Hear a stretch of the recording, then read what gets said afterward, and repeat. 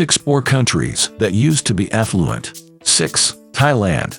GDP per capita, $22,491. Share of people living in poverty, 6.8%. Thailand's current GDP is just above the global average. It's been gradually growing in recent years, but that's nothing compared to its past glories. Most of modern-day Thailand used to be the Ayutthaya Kingdom. In the 1600s, it was wealthier than most European nations. The kingdom was a center of international trade, but trade declined in the early 1700s. A number of bloody coups destabilized the monarchy. In 1765, Burma invaded, destroying the kingdom within 2 years. The country eventually re-emerged as the Thonburi Kingdom. It never regained its power or wealth. 5. Iraq. GDP per capita, $11,742.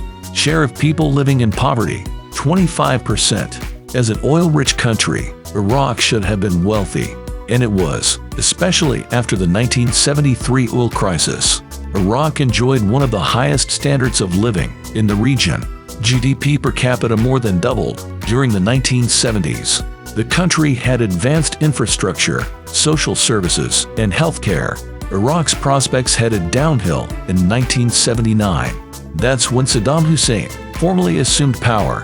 In 1980, he began a devastating 8-year war with Iran. This ravaged the economy, and it has never recovered. 4. India. GDP per capita, $9,183. Share of people living in poverty, 11.9%. India is a rare country that's gotten poor in recent years. Hundreds of millions of Indians still live hand-to-mouth. Yet in the 17th century, it was astonishingly rich. The Mughal Empire extended over much of the Indian subcontinent. By the 1700s, Mughal India had bypassed China. It accounted for just under 25% of global GDP. That would translate to a staggering $24 trillion today. India also generated a quarter of the world's industrial output. Internal conflict led to the breakup of the empire in the late 1700s. 3. Cuba. GDP per capita, $4,499. Share of people living in poverty, 72%. Before 1959, Cuba had one of the highest GDPs per capita in the Americas. It boasted the second highest per capita ownership of cars and telephones. Its sugar and tourism industries were booming, but it was also a military dictatorship. After Fidel Castro's revolution, things changed. Cuba's wealth has dwindled to nothing. It has no industries to speak of. The new dictatorship has proved even more repressive. 2. Zimbabwe. GDP per capita, $2,750. Share of people living in poverty, 38.3%.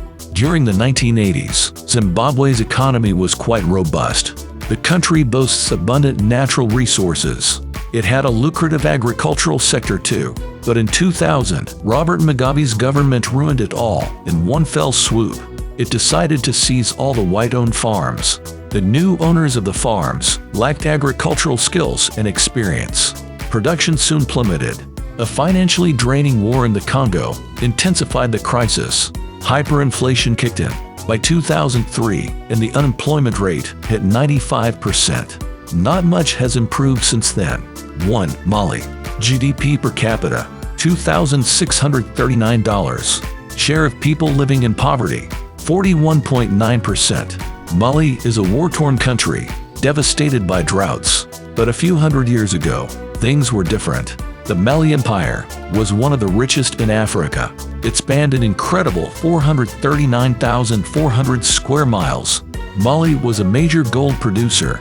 The gold was traded with merchants from all over the world. The capital city of Timbuktu was a renowned center of learning, culture, and trade. The Mali Empire survived into the 16th century.